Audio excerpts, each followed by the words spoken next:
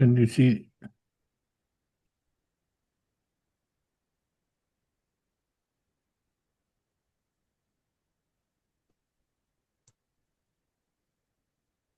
I still only see your profile.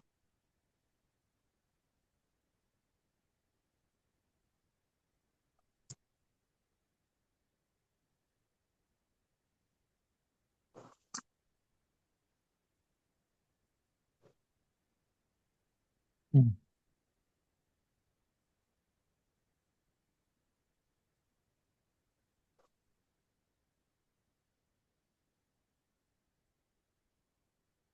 there you go. Wasn't coming up, that's why. What about now? Okay. Yes.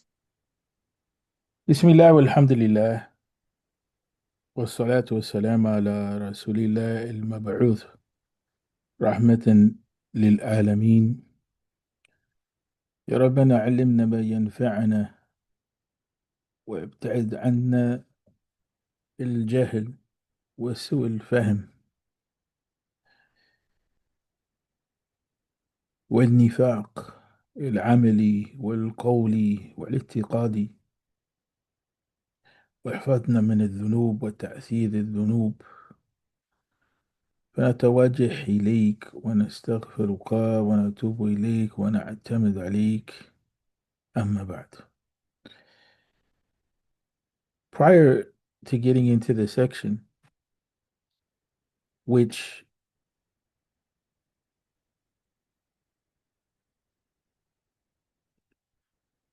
deals with the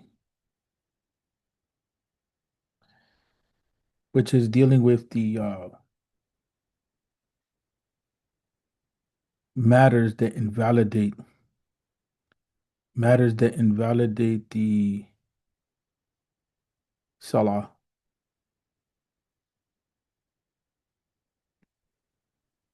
or matters that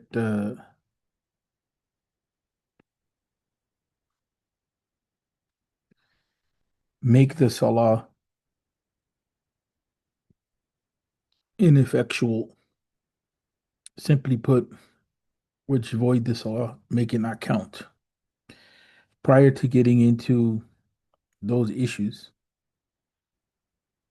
I wanted to revisit the Ahkam التكليفية, or the rulings. Some of the definitions here are not the best definitions because I'm borrowing somebody else's work.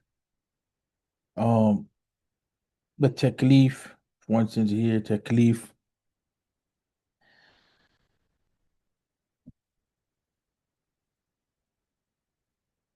we're just using this part of the word, taklif, without using it as a descriptive. This definition is not correct. Taklif has to do with it has to do with culpability, being culpable, which means that you have to fulfill the conditions for being what we call the mukallaf, a person that is culpable. Of those conditions are to be Muslim, of sound intellect, and then having reached the stage of puberty. Some of the scholars say free, meaning possessed of freedom, meaning that you're not being forced under the concept of la ikraha fid din, or there's no compulsion, there is no forced obligation upon a free person, right? So freedom comes up to the fore in that regard, that you're not being made to practice against your will. That's the antithesis of Islam. For a person to lose their will and then be forced to practice the deen. because part of the reality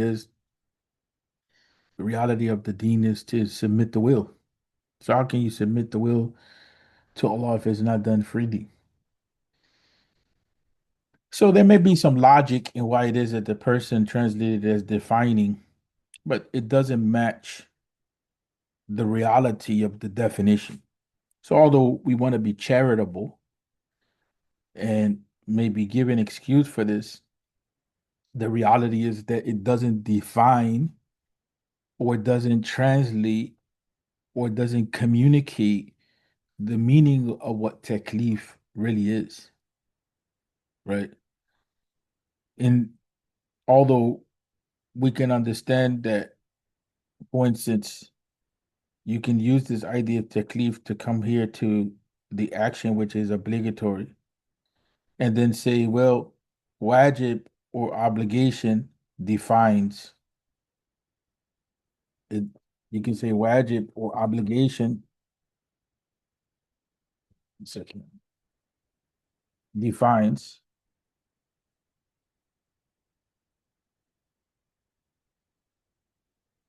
put it this way a little bit, make it a little better in terms of clarity.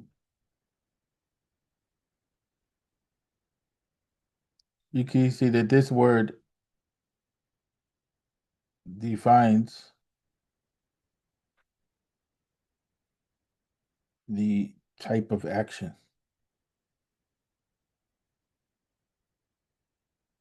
that you're dealing with. It's a possible approach, right? But the reality is that it takes us away from the Shari'i logic. Shari'i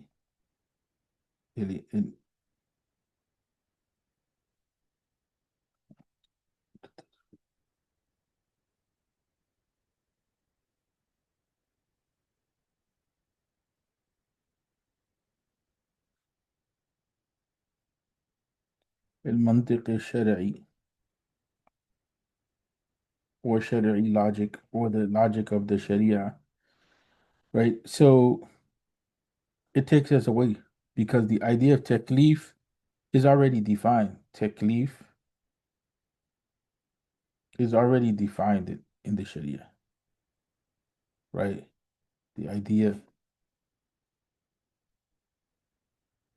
of taklif is already defined in the Sharia. So when you're going to bring another definition in, it has to align with the meanings of the Sharia. For educational reasons, you may say one thing or another, but the problem with that is uh, that the scholars were very meticulous in making sure that their definitions, they were very meticulous in making sure that their definitions were tightly constructed. This led to massive debates on multiple occasions in multiple realms, multiple issues. This is one of the reasons why the scholars held on to the usage of logic so tightly because they utilized the principles of logic to construct the definition. Because definitions are terms. Terms, when they're brought together, allow you to conceptualize, they allow you to think about something. So when you have tightly constructed terminology along with principles, that's how you have a science. If you don't have tightly constructed definitions in the thinking of the scholars, your ability to conceptualize is clouded. If you can't define a thing, then how can you talk about it?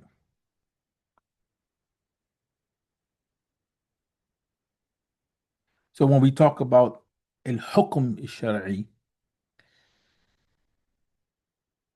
the judgment of the sharia, at times defined as ruling, that has its own problems in terms of discussing this as well. But for simplicity's sake, we're not going to go that deep. Just the rulings of the sharia. right? And we have the concept of the categories here, categories of rulings, right? Even to be honest with you, all of this concept right there, in some ways, uh, it shouldn't be there. That's only there. We say Islamic legal rulings as the opposite of those things which are not Islamic. But in the context of Islamic thought, or in the context of thinking in the Sharia, then we say, you know, al-ahkam, al-ahkam that are related to the Sharia, or the rulings that are related to the Sharia. And there's a long discussion in that. That's why I'm pointing out to that. Right? I'm pointing out to that there's a long discussion. We as Muslims have to realize at a certain point that our default position has to be Islam in our thinking.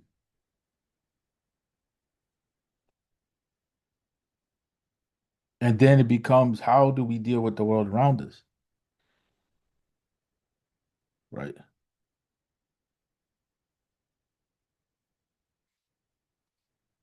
And again, that's a long discussion in the issue of how you build the Muslim mind, and some of the problems that have arise and have occurred, right, in the way that we think about things.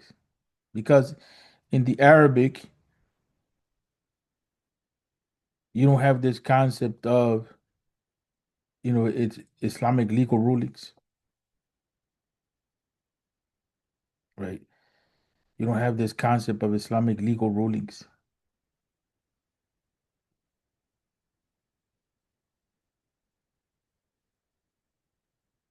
You have the idea of al-ahkam al-shar'iyya al-amaliyya, right? So what makes sense is for this to be, what makes sense is for this to be indicating the practical side of it, practical rulings,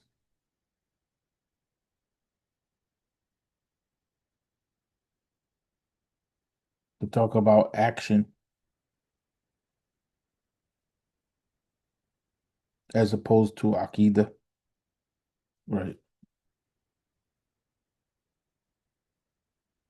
So when we talk about fiqh in the context that we're in, we're talking about focusing on action.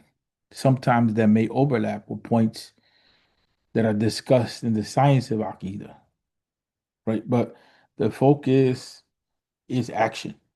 So actions, we have to look at what we're talking about when we're talking about actions. We're talking about two types of actions in general. We're talking about the we're talking about actions that pertain to worship. And here worship is very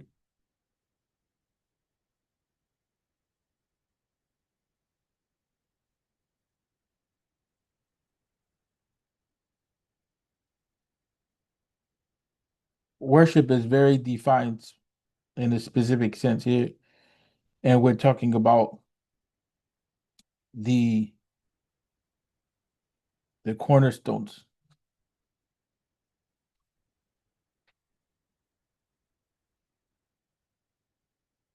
the arkan of Islam. Worship is more than that, but here we're talking about that. Then the other side is actions which pertain to social transactions,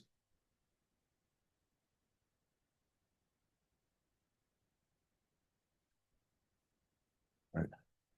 Like marriage, economics, inheritance,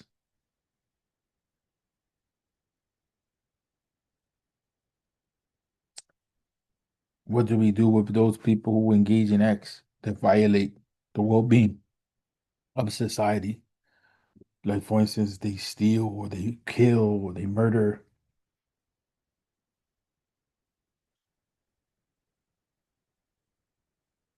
So the fiqh deals with those issues. Now, here, one of the things that comes to the fore is that when we start talking about these types of actions in general, we're talking about culpability or responsibility. Who's responsible?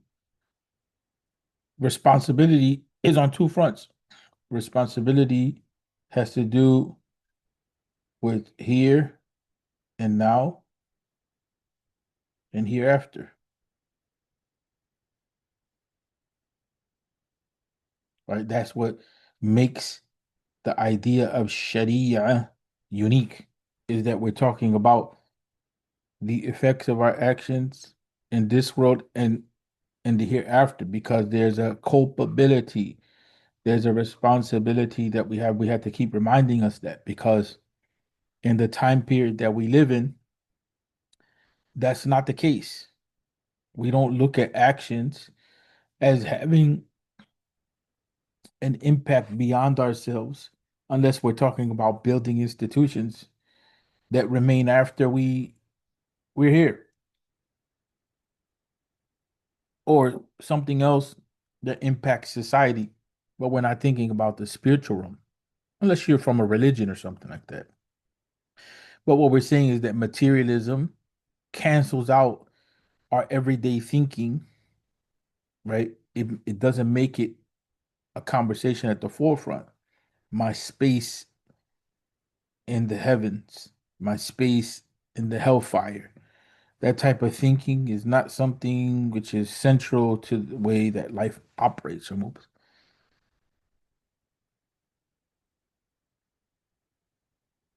So when we look at the taklifi dimension, we're talking about responsibility. That's why when we come down to here, and this is what we wanted to review, uh, when we come to here, to when we start talking about the action that's wajib, or the action that's mandub, or the action that is mubah, or the action that is mahdhur or makruh, right? When we talk about these types of concepts, we're talking about them in light of being responsible for our deeds. And so we're talking about them in light of the Sharia categorizing for us action. So there's some things in life that are obligatory, and more specifically in the context of worship, there's things that are obligatory, meaning that we don't have necessarily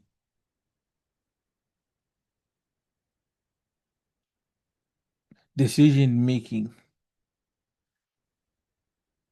authority over whether it's to be done or not to be done. And that's wherein the whole debate about, and may Allah protect us and forgive us for our deficiencies, but that's where, for instance, in the case of Salah, performing and non-performing, it becomes a factor of whether a person is a Muslim or not. In some discussions in the Sharia, or some discussions, I should say, among the scholars of Sharia, that's better said, because of the evidences that point to belief being essentially tied to Salah, to action, right? And there's a lot of debates on that in Aqidah, there's debates in that, and so on and so forth. But the idea that we want to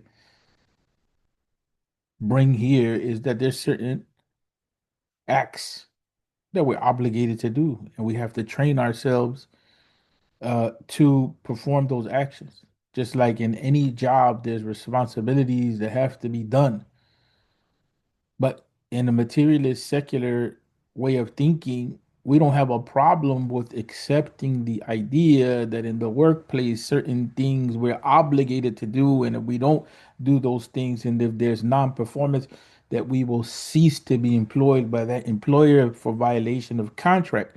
When we talk about religion in this way, or when we talk about the deen or Islam in this way, all of a sudden we start to have a certain insecurity or sensitivity to what it is that is being said. But the movement of life itself operates like that. If you don't eat, the consequences of that are going to be that you're going to shock your system, and either you're going to die or you're going to be extremely ill. So the act of eating is an obligation, whether you like it or not. The Yeah. same thing with going to the bathroom and relieving yourself. It's something that you're obligated to do. A matter of fact, you don't even tell yourself to do it. Yourself, your physical self, tells you when it's going to be done. Yeah. You don't control yourself in that regard. The same thing when it comes to the issue of aging. You don't tell yourself when to age and when to stop aging. That's a process that is in place that you have no control over. Part of the dilemma of modernity from the negative sides of it is this delusion of freedom on some planes that it doesn't exist on. Part of the strength that comes with some modernistic thinking is to force the human being to think about what is it that we're obligated to and what is it that we're not obligated to, you know. So the human being tests limits in that regard. But in the Sharia, we're given this idea that there are certain things which are obligatory. Now, what makes the Sharia unique is this point here. This point here. Uh, is is that action for which one is rewarded if performed and punished if omitted. That punishment, that reward, and that punishment that has a lot to do with the hereafter.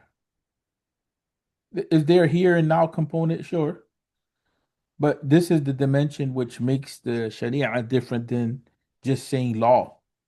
You know what I'm saying? Because legal codes don't talk about what happens in the hereafter.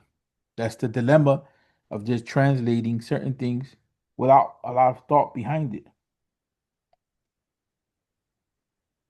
Or So just, this thought of like wanting to define religion in our own terms, like what we're comfortable with, what we're not comfortable with, is that mixed up in the secularism, like you said about the job? Like we go to work and there's things that we have to do that sometimes don't make any sense, or they're not productive, or they're not beneficial. yeah, nobody But like you questions said, it. we have to do it, right? We have to do it. Otherwise, we're insubordinate. But then, like you said, when it comes to the dean, we're like, oh, why is this an obligation? And why do I got to do it this way? Like, is that just a natural occurrence, or is that because of the way that we're molded here in the US? Like, Not only the US is like at first it was a Western phenomenon, but it's global now. okay, It's a global reality. These are the areas of Aqidah that are extremely sensitive because they lead to a questioning of the political and a questioning of legal systems and how things were imposed. And that takes us back to the colonial front and the colonization of the Muslim mind and the Muslim world and the displacement of the autonomy of the Muslims, right? The issue of sovereignty comes in, right? But the reality is that we don't have a good grasp of this stuff, right? And yeah. most of the conversation has been a conversation developed in the context of movements that at times think about the usage of force to bring about social change. right? So these types of movements have been the ones that have been talking about this. And then at times, some of the discussion has been so theoretical that it doesn't really reach the people. Right. But the idea of understanding materialist materialism, materialist atheist secularism is extremely important. And those are different realities. Like in this country, religion has religion has constitutional protections, Right. but it has boundaries as well over how it can operate, right? And Yeah. so the idea of the modernity itself has created certain concepts, right? The modern world, there's certain realities that need to be studied. It doesn't need a lot of depth, but there's certain things that need to be understood. Individual freedom is an extremely fundamental part of modernity because of the tyranny.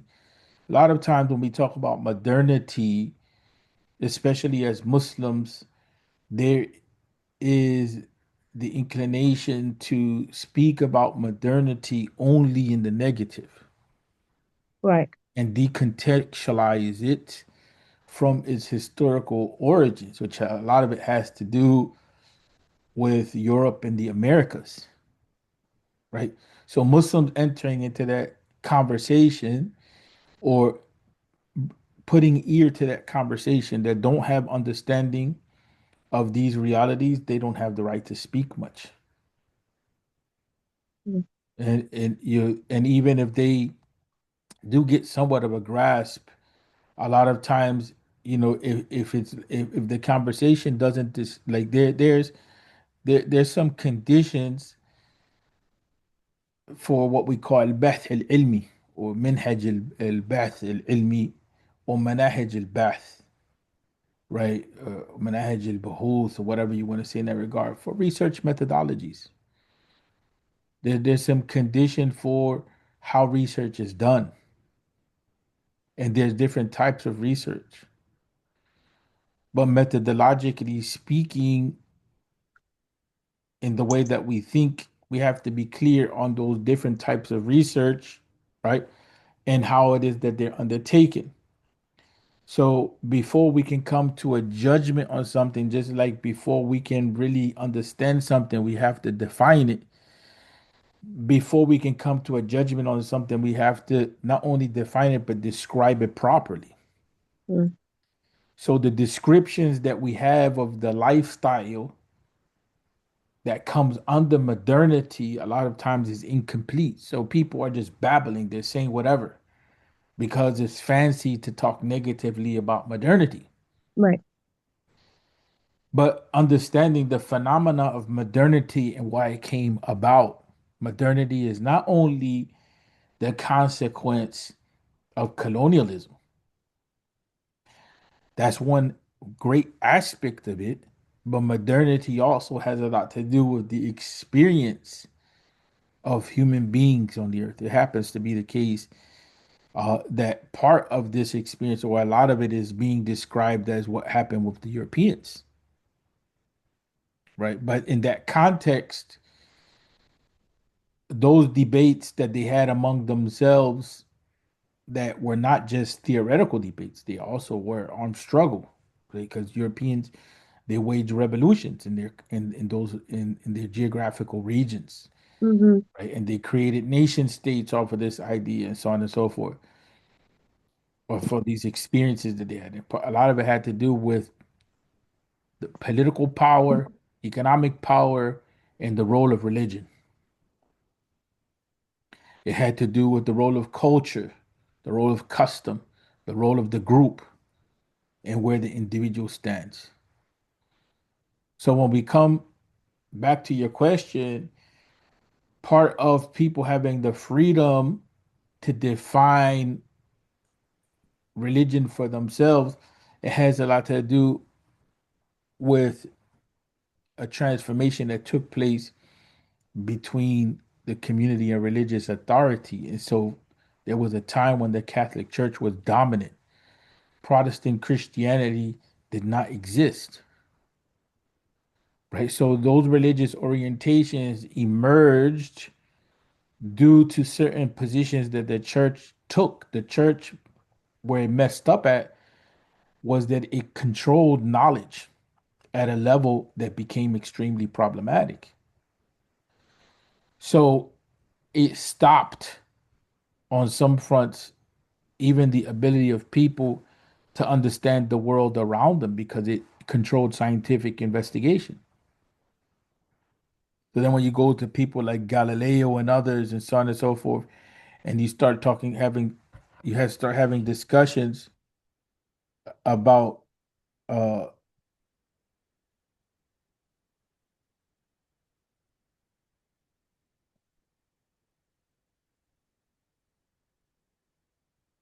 you start having discussions about the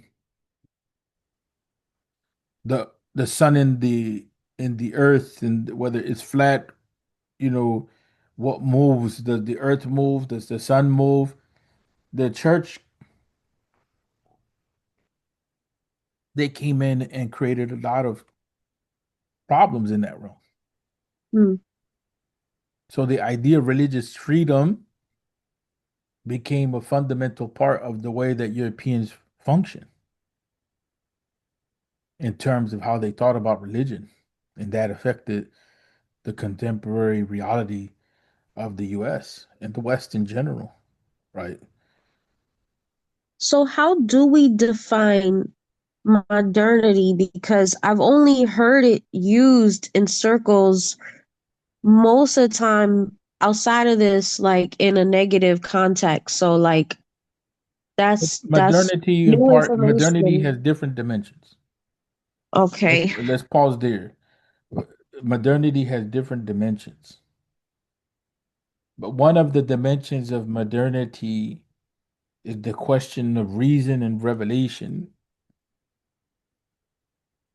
So, modernity, from the angle of knowledge, the idea was that reason, when given freedom, has the ability to address most of the issues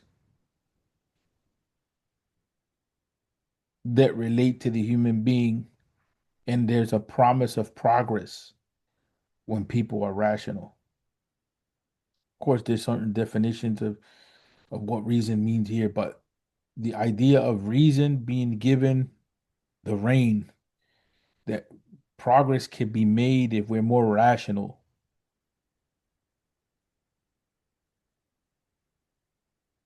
that is modernity at its foundational level. And you have to think about it in the context of certain religious beliefs that were not necessarily rational, or they contradict the reason. They were core beliefs.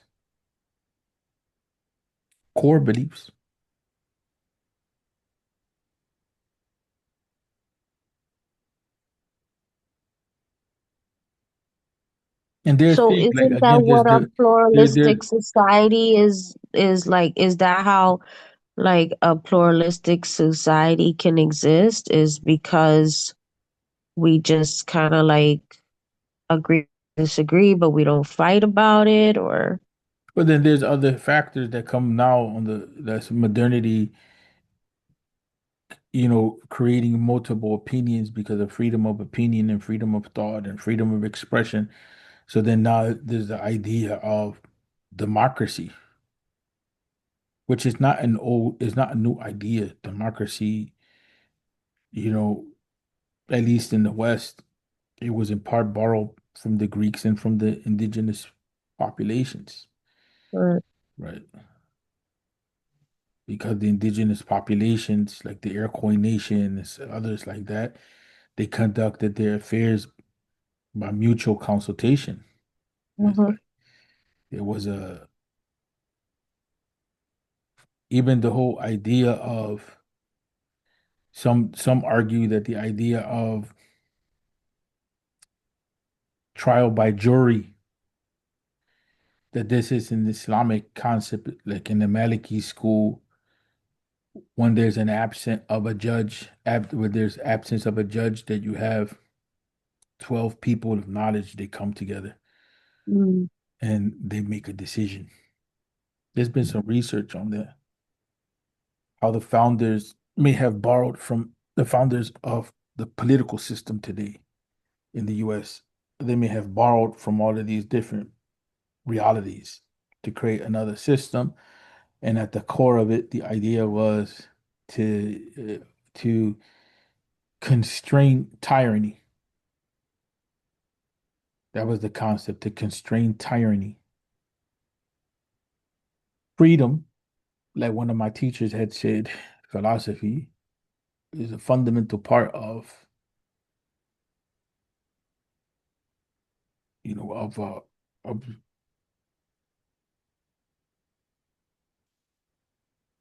Western philosophy in its Right.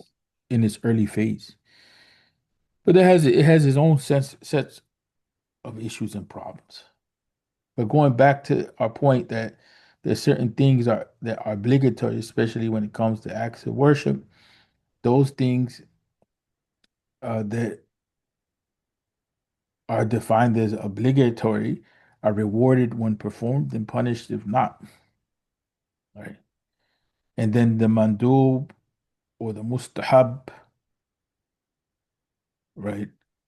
Sunnah, all of those words are synonymous for the most part. There's some slight differences, but they come under the same rubric, right? That they're non-obligatory, but there's different degrees of emphasis on them, right? It's not just, oh, they're not obligatory, don't do it. No, no, it's just that they don't reach the level of being defined as an action which is punished if left undone, Mm. right?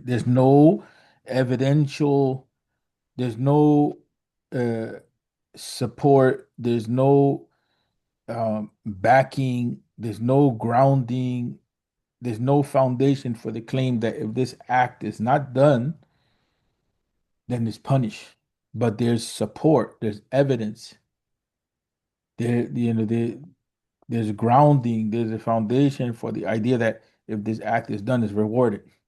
That's where the idea of sunnah, the idea of mandub, the idea of mustahab, you know, what we're defining as recommended, that's what it means.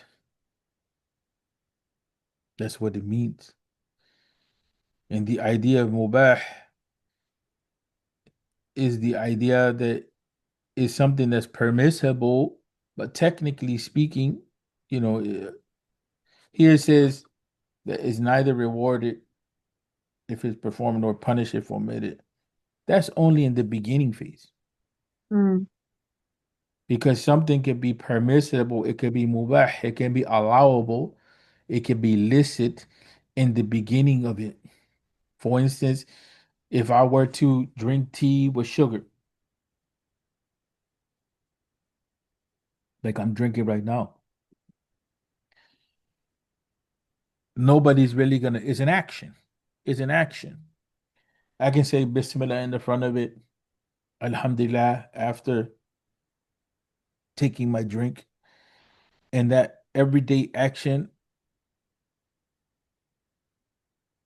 becomes my connection with the system of reward and coming close to Allah.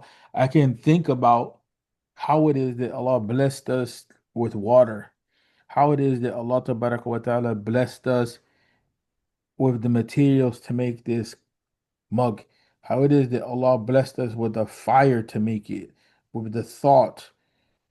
It could be something which leads me to be reflective about Allah subhanahu wa ta'ala and the blessings of Allah, and it can lead me to talk about those blessings. I can think about how it is that the sun was necessitated in the process of tea leaves coming to me, right? It's necessary for the sun to be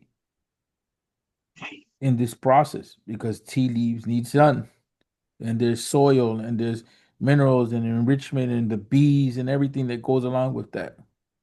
This is the Quranic modality. The Quranic modality wants the believer to not just think about this as a cup Right. only, to know it's a cup, to understand how it's made, to be clear on cause and effect, but also to remember the reality of Tawheed, right? But to our point, going back to our point, I could be drinking this, and initially I have all those realities with me.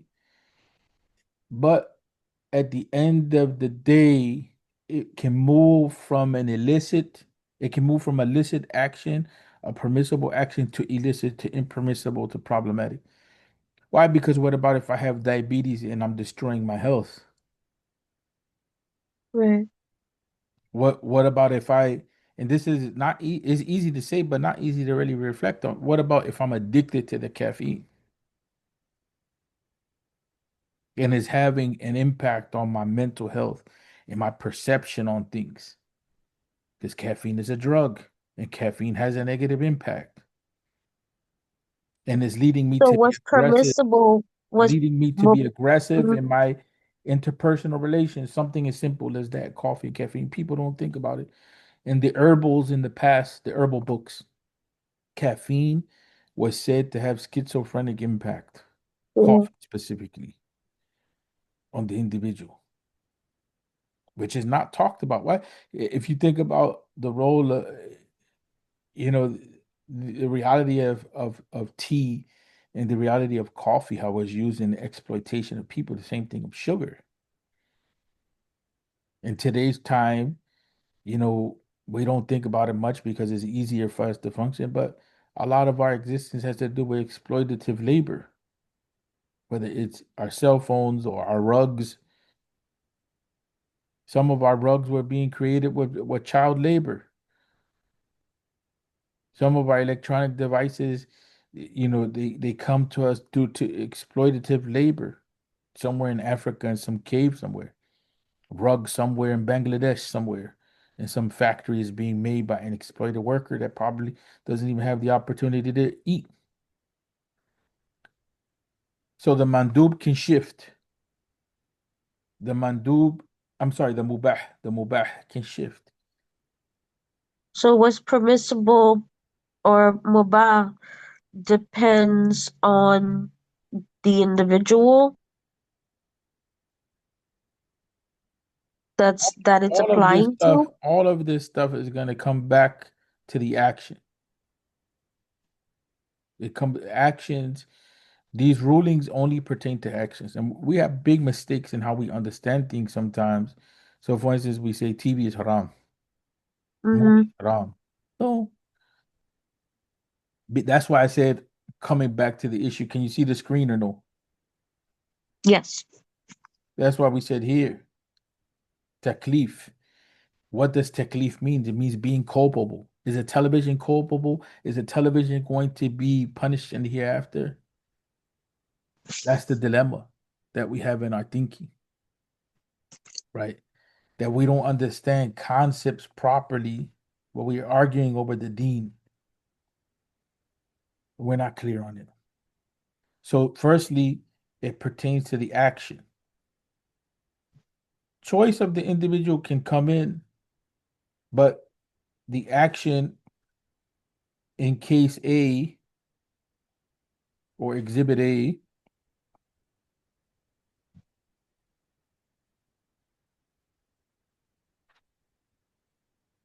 is permissible. But then some things change in the dynamic in exhibit B, and that same action now becomes impermissible due to the conditions, right?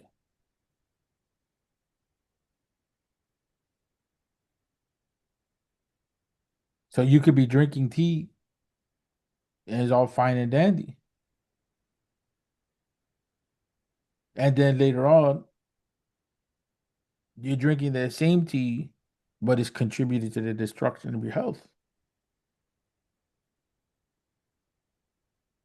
So prior to it contributing to the destruction of your house, it was okay. There was no harm. There was no wrongdoing that was there. But then some dynamics changed to change the qualities and the characteristics of that situation. And what happens? Then the situation changes, the ruling changes for the action. You get it? Yeah. And I'm thinking about the word taklif Yeah.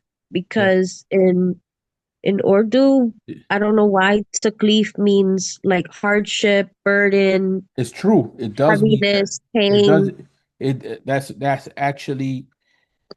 actually the. It does mean it doesn't mean a weighty, heavy Uh-huh. undertaking. Weighty. Yeah. It's true. That's correct. Some things in Urdu are completely overlapping with the Arabic, and there's some things the Right. Urdu language changes. From what I've seen, for the little bit, I'm not no expert in Urdu, but from what I've been told and what I've seen, by definition, that's why Urdu is classified in part as an Islamic language, just like Ottoman and Farsi and uh same thing with like Swahili and Hausa, and these languages have tons of Islamic terminology in them.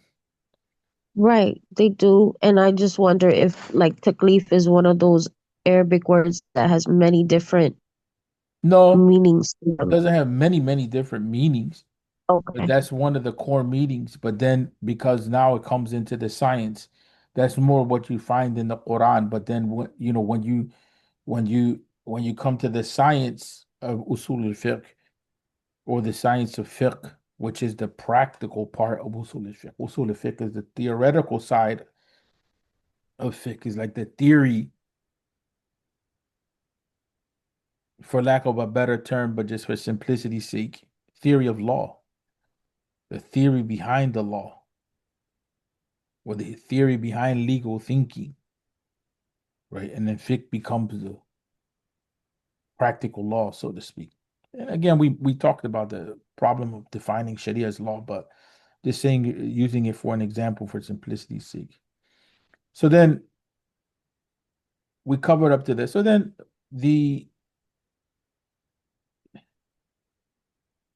haram here is talked about is mahdur, and part of that is because of the way that Imam al-Jawani is talking. Imam al-Jawani here is talking about it as how it comes up in the form in the Quran and the Sunnah. He's not just saying haram, he's talking about the prohibited state or the prohibitive state. And that is a technical discussion. I don't want to get into that. But is anything for which a person is rewarded if you leave it, and is punished if you perform it, which is the opposite of the obligatory. Rewarded if performed, punish if omitted. Rewarded if omitted, if you leave it out, punish if you perform. Right. So the obligatory and the forbidden are the opposites of each other. The recommended and the makruh are opposites of each other.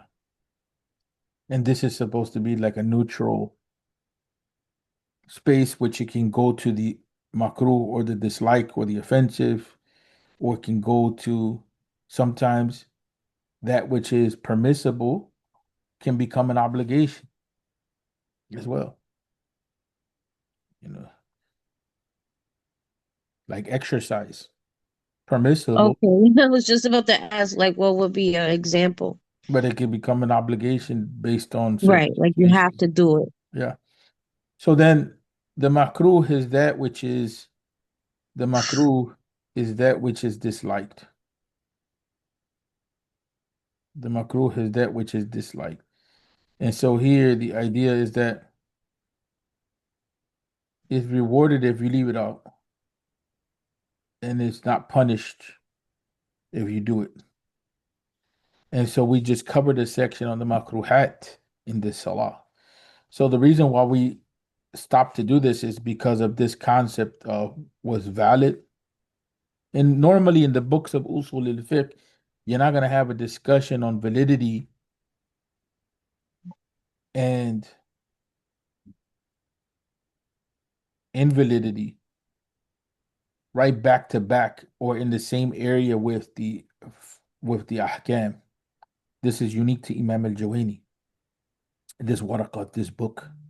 But he simplifies, right? So a valid action, a sahih act of ibadah, or to declare an action to be sahih or valid, like the salah, it means that all of all the conditions, the core actions of it, the obligations of it, so on and so forth, are completed.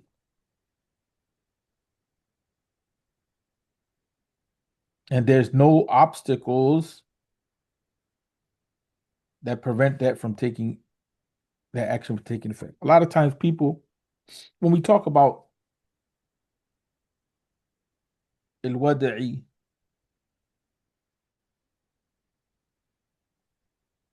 when we talk about al-wada'i, when we talk about,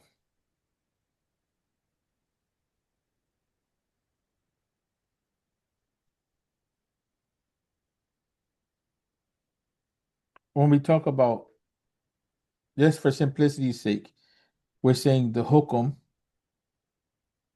for simplicity's sake, the ruling, the value ruling that's given to an action, right?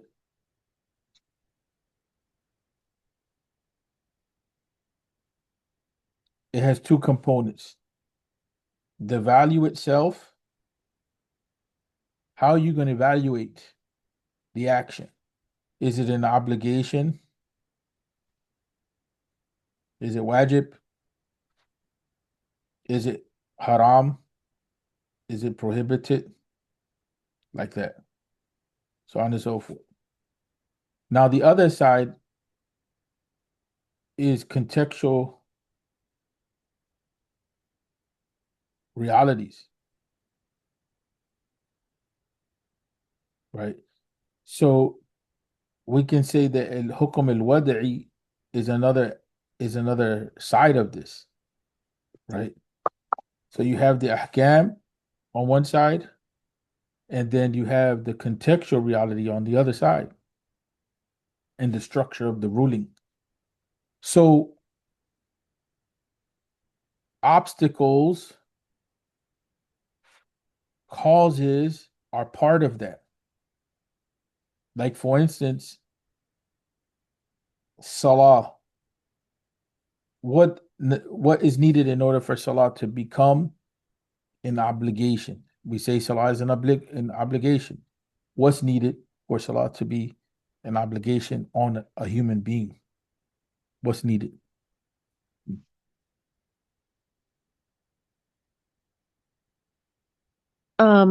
As far as like what we talked about the puberty, the time. Stop right there. Time, puberty, these things the human being has no control over. They're outside of Right. the human being. So time is a cause, right? Those things, puberty is also a cause, right? Now, what about if a woman is on her menses? Can she pray? No, So the menses is an obstacle. What about if a person is sleeping? Can that person pray? no. Or in a coma? So it's an obstacle. So when we talk about rulings, right, we're talking about not only the values that we put on action is obligatory, is prohibited, is permissible, is recommended, is disliked, those values. But we also have to talk about whether there are obstacles for that action to be performed, if it's an obligation, or are the causes in place? Like when you talk about a child, is a child a mukallaf? Is a child culpable? No. Right? So that's how the Sharia looks at this, right? from those two angles, the angle of the values and the angles of the contextual realities, al-hukm al-wada'i, right? And that's very defined, right? That's very defined. So Is culpable the same thing as accountable? yeah, culpable is the same Okay. thing as guilt. So now we come to the point where we wanted to come to.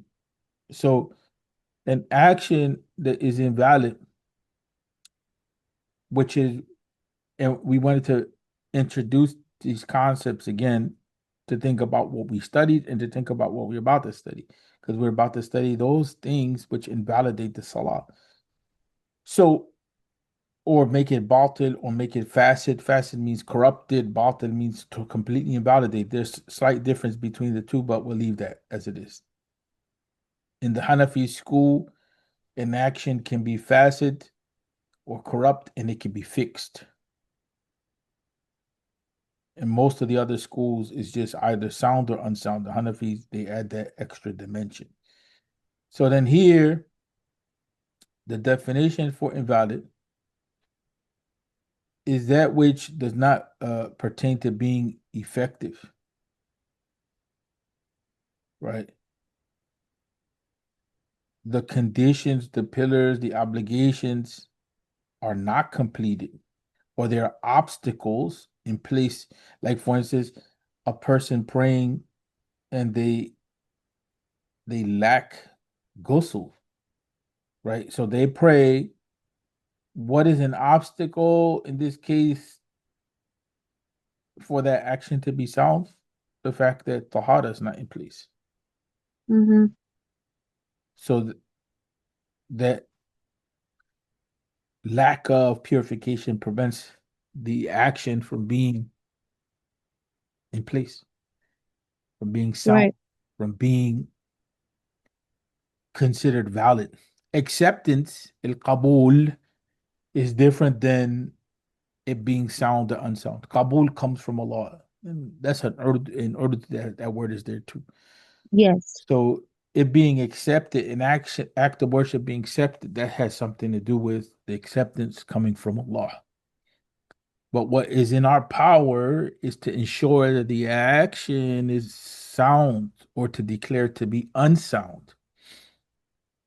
That's the beauty of the theory of action in Islam. In philosophy, I studied that. They have what they call theory of action. And when I was studying it, I was like, wow, this is kind of like fiqh, somewhat.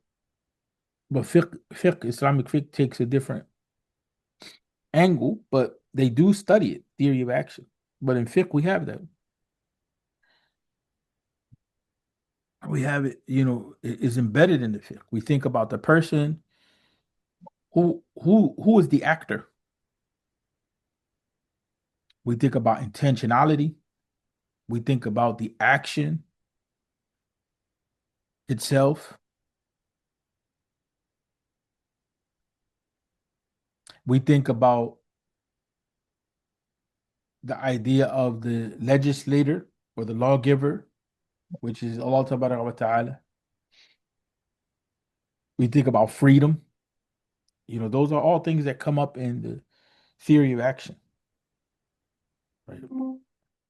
The action is not effective, is not valid because something of the conditions, the pillars, the cornerstones, or the obligations are not completed, or there are obstacles that are preventing the act from being completed or considered valid. So here, performing an extra rak'ah or prostration intentionally. This is an obligation. Rak'ah is an obligation in the salah. A prostration is an obligation of the salah. The prostration, the prostration and the rak'ah,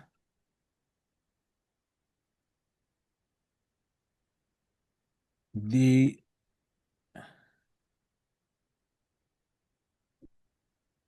these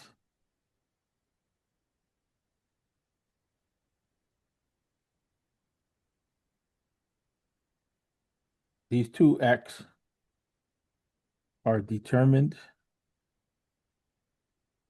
and specified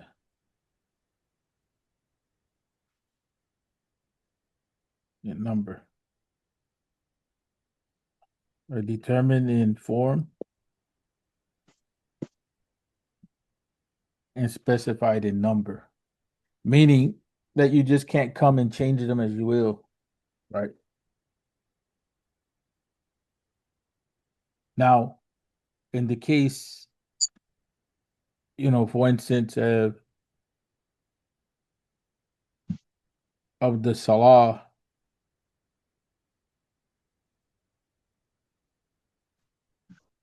when the when the Sharia gives you permissibility, then you can change it. Like for instance, if you're traveling within limitations, like Maghrib doesn't change when you travel. Like for instance, you can combine the Salah. Like in the Hanafi school, they don't necessarily shorten, but they combine. So Right. that means that when you're traveling, you're increasing the number, right, of the raka'at. But there's a reason for that. There's a permissibility aspect to this. There's permission that's given, Yeah, like you could delay the Dhuhr prayer up until right before Asr. I think that's how they do it. right? That's what they call the Jam'i Suri. It's just like kind of like a formal combining. It's not a real combining, like what you Right. Is it still is does it become two units when you're traveling or is it still the four? in the Hanafi madhab, they don't like to shorten. But in general, in the Maliki school, the majority of the schools, you can shorten the salah. You can either uh, pray it before time or pray it out of time, so to speak, within the Uh-huh. context of, within the boundaries of Dhuhr and Asr. So you have a big block of time to navigate in, right? You can either pray the two salawat, you shorten them and combine them, and you pray them at the beginning of Dhuhr, in the middle of Dhuhr, or towards the end of Dhuhr, or beginning of Asr, the middle of Asr, end of Asr, that type of thing. Much more flexibility in that regard. But in any event, here it's talking about performing an extra rakah, right? The conversation was there just to say that these two things, the rak'ah, the prostration, are two acts that are determined in form. We don't make up the form, and they're specified in number, right? For the prayers for the salah. And the reason why I put it like that is because Fajr has its own number, Maghrib has its own number, and Dhuhr, Asr, and Isha, they have altogether the same number, but their own number. Abandoning a pillar from now, this is here is an increase. Here is an increase. Performing an extra raka'ah or prostration intentionally invalidates the salah. When we move to this action here that invalidates, here we're talking about the issue of what? We're talking about the issue of a decrease, abandoning a pillar. A pillar is a cornerstone. A pillar is an obligation. A pillar is that which has to be in place, or else the action falls apart. A subtle point is this: a lot of people don't know this, and they mess up on this piece, especially in Ramadan. Intentionally eating, drinking, or speaking, but especially eating. Why do we bring that up? Because what happens when you break your fast? You have stuff in your mouth. So Mm-hmm. sometimes you may have a little bit of a leftover in the mouth and then you swallow it. Or you can have food in between your teeth and you start playing with it in the salah and then you swallow it. That's what. Right. That's different from like intentionally eating. No, it is intentional at that point in time. If you do it Mm. absent-minded, it's a different issue. But it's like again, that's why I said it's subtle. It's a subtle Oh, okay. something that we neglect. That's why washing the mouth is that's why part of renewing the wudu before the salah, although it's not always an obligation if you have wudu, but the use of the miswak is another dilemma because using the miswak, you're bringing up all of that stuff in your mouth. So some people come, they start using the miswak right before salah. In the Maliki school, even though it's a weak hadith, and in the Hanafi school, those things are not done right before the salah.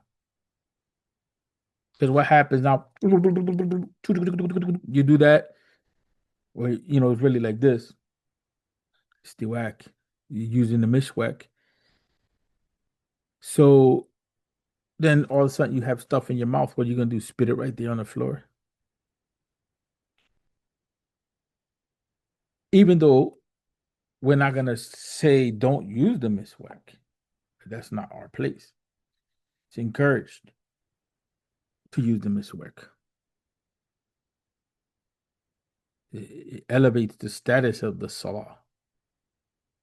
Person is preparing to meet their Rabb subhanahu wa ta'ala in the best of states and forms and is intending to follow the sunnah of their prophet alayhi salatu wasalam. But there's details at times that we miss when it comes to implementing the deen, specifically when it comes to implementing the deen by following certain hadith which may not be practiced by the people with regularity, so their practice is not seen. So people become enthusiastic but don't necessarily always understand how to implement those things properly. So one of the dilemmas that comes up with the miswak is that issue, right? Is that people are not thinking, or what happens when you break your fast? People are not thinking, in that regard.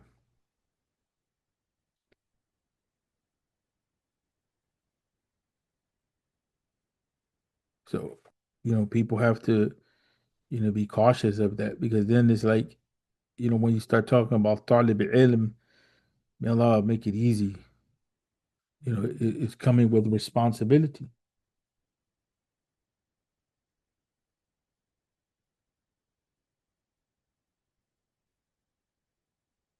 It's coming with responsibility. So, then part of talib ilm or seeking knowledge is to remind ourselves to better our practice. Speaking was allowable in the beginning of the da'wah, the beginning of the revelation of the Quran during the Salah. But here, especially in the madhab of Malik, the speaking for correcting the Salah it's allowable. Outside of that, it's not allowable. Right.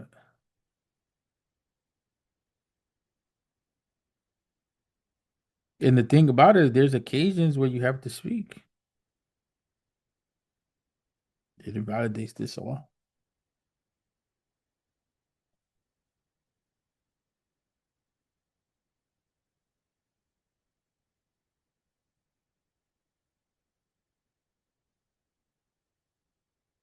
When it comes to safety issues and things, la ilaha illallah.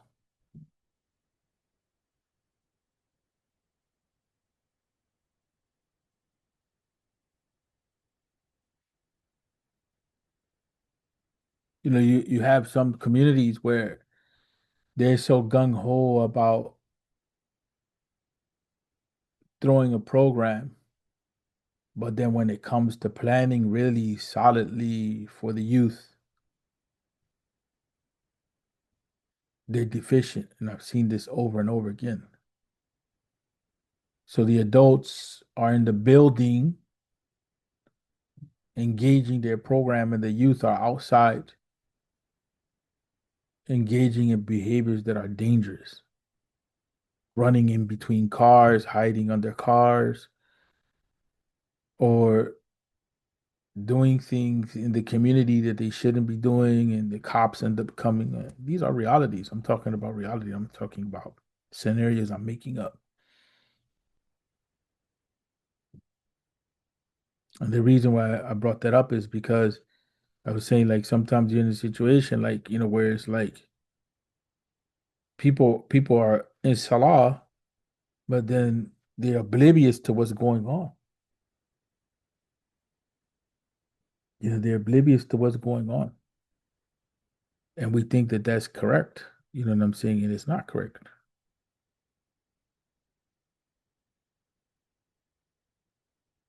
There's times where you could be in Salah and one of the little children is not being accounted for, and the child ends up going and disappearing. So what do? Do you allow that child just to go away to protect your Salah because you're pious, and then all of a sudden that child is not accounted for?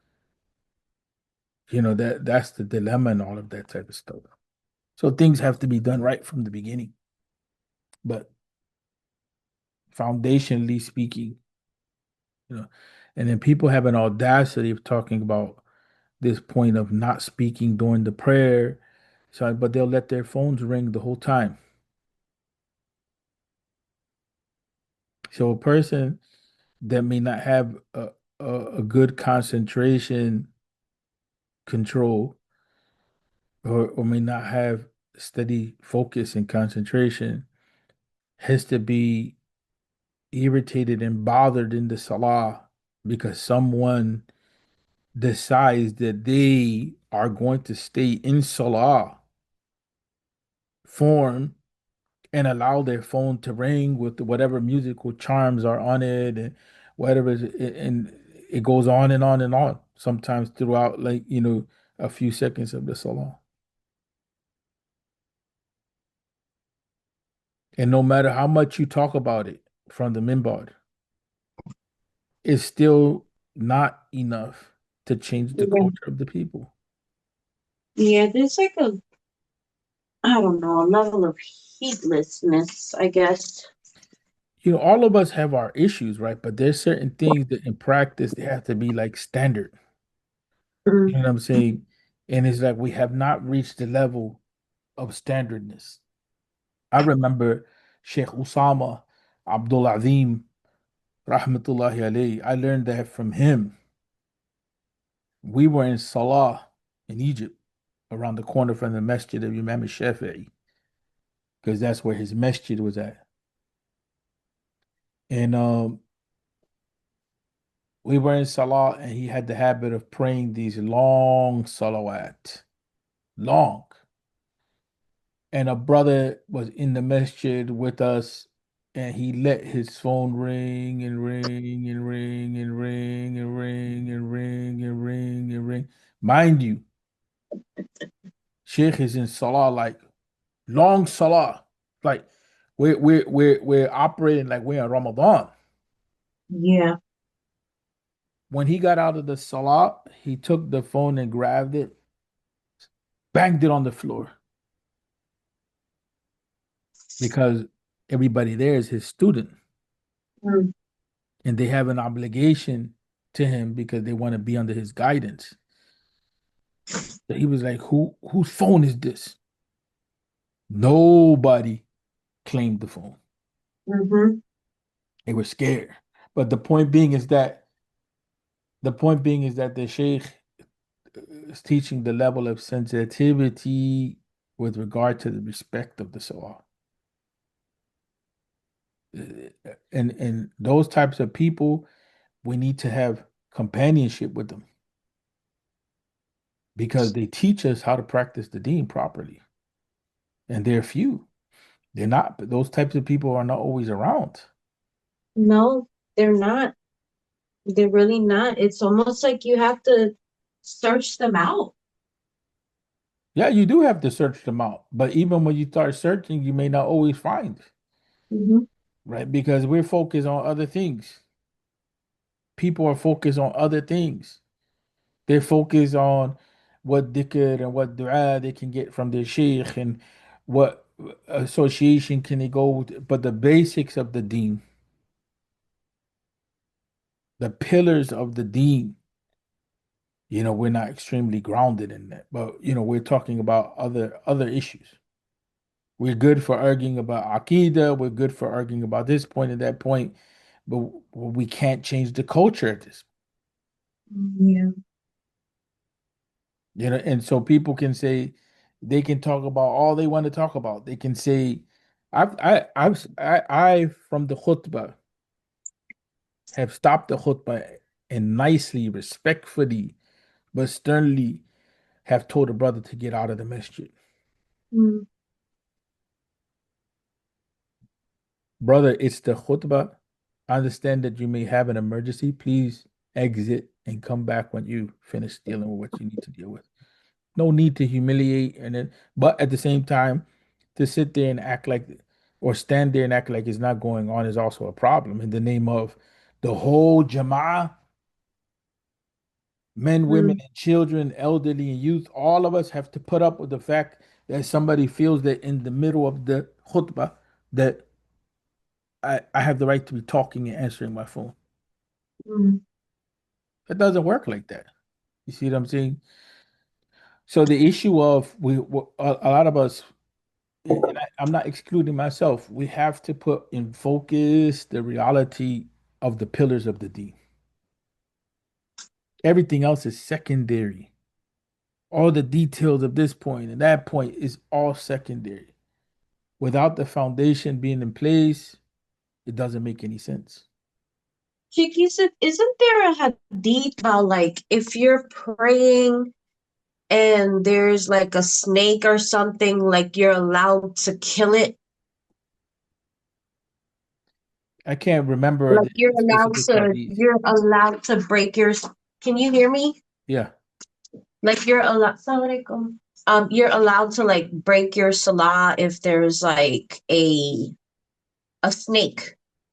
Like there's a level of like there's times where it's permitted, the harm outweighs the benefit of you having to like break your salah to attend to something that's more like dangerous or life threatening.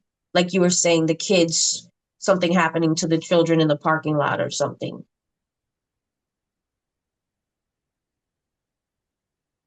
I recall something like that, but specifically, I can't recall. Okay.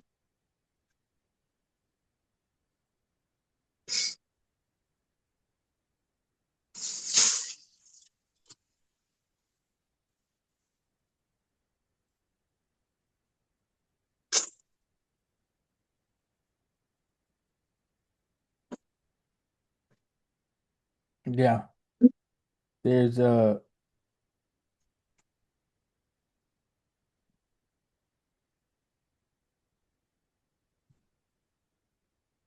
there's it was not only the snakes, it was the scorpions as well. Scorpions. No, it's both. It's both the snakes and the scorpions.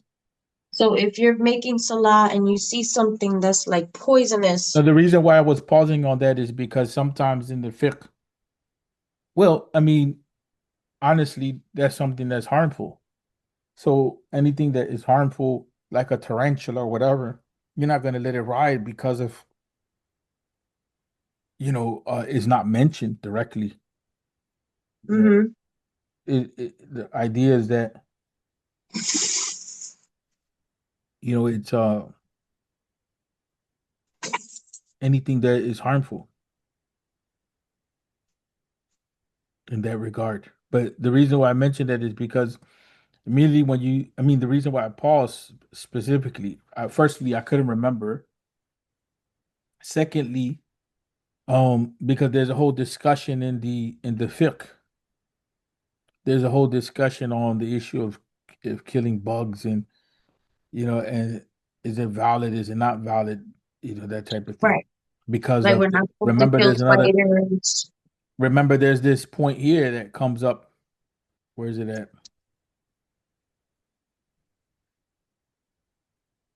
Too much movement in Mm, the salah invalidates the prayer. right.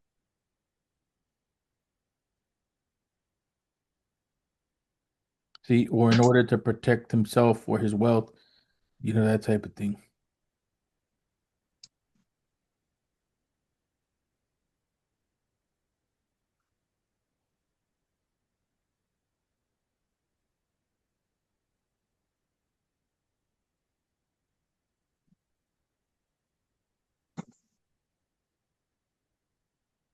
And of course,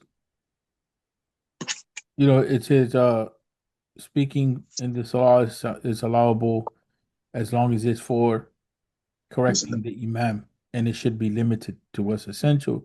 Subhanallah, when the imam makes a mistake, to say Subhanallah is the most terse, correct way to do that, not to get into Hmm. details, right? And for the women, it's clapping. Pretty much, yeah. Okay. You have not completed the prayer, or have you completed the prayer, or the imam asking about that and being informed. This is a little extra as far as in terms of outside of subhanallah, stating these types of things to kind of get the imam to think about what's going on. So what invalidates the salah is not having wudu with tahara, except in cases where that's permissible, right? I don't want to get into that right now, but there's cases that are permissible in that regard. Hmm. Remembrance of a missed prayer. This one is a little difficult always to kind of grasp. But the idea, especially, it is the way that the madhab is taught, is that if you remember one prayer inside another prayer, it invalidates it.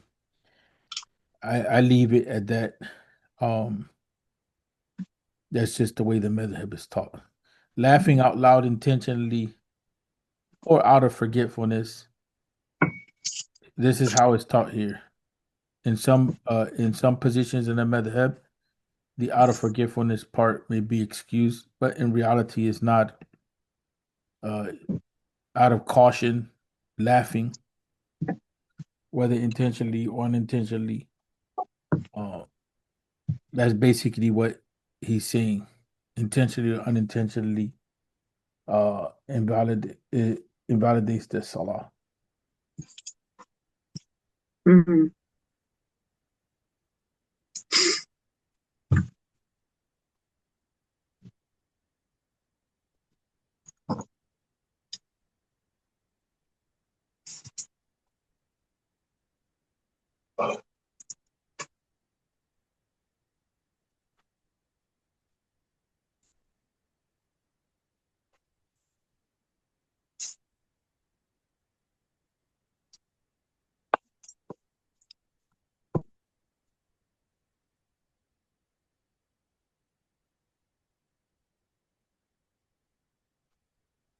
I'm with you just one second. No problem.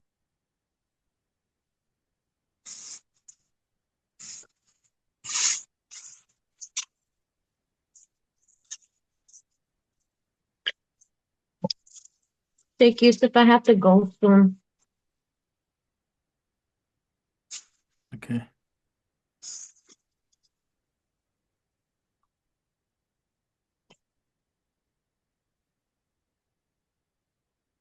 And I wanted to introduce you to somebody.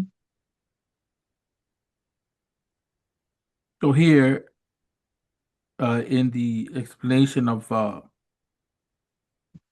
Sheikh Sadiq al-Ghiriani, Sheikh Sadiq is the head mufti in Libya of the country. In the madhab, most of the Libyans are Malikis. And he wrote a book. It's called Al Mudawwana, not the Mudawwana of Malik. But here he mentions uh, الضحك في الصلاة بصوت مبتلون للصلاة. So ضحك والكحكحة, same thing as the laughing out loud. And then what's mentioned here is whether it's intentional or whether it's overwhelming or whether it's not. Um, it goes against the nature of the salah, and it goes against the speech that is permissible in the salah. It's not part of the salah. But I've read in other places where they kind of differentiate between the two, but here it is in line with the the other the other books in the madhab that are reliable. And then we can stop here. Um, Okay. there's something that's missing here, but What page did you extract this from? this is from the that which nullifies the salah, Okay. the section that which nullifies the salah in the original text. Remember that we've been taking like each part of the text and we put it into another file, Mm-hmm. Yeah. so that it's a little more clear in terms of doing manipulating it a little bit. So Okay. this comes after the makruhat, after those things which are disliked in the salah. And after we finish this section, then we go into about three other sections, which are really the same topic. Is about such the sahu. Okay. So let's just put here. Today is what, the 19th? Yep. And we stopped here.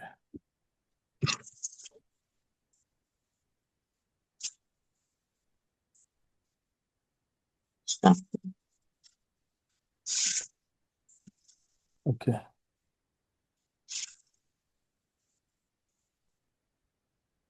So inshallah, Allah accept from us and forgive us our sins and I mean, teach us that which is beneficial and facilitate hmm. us. And I wanted to introduce you to somebody. Did you stop the recording?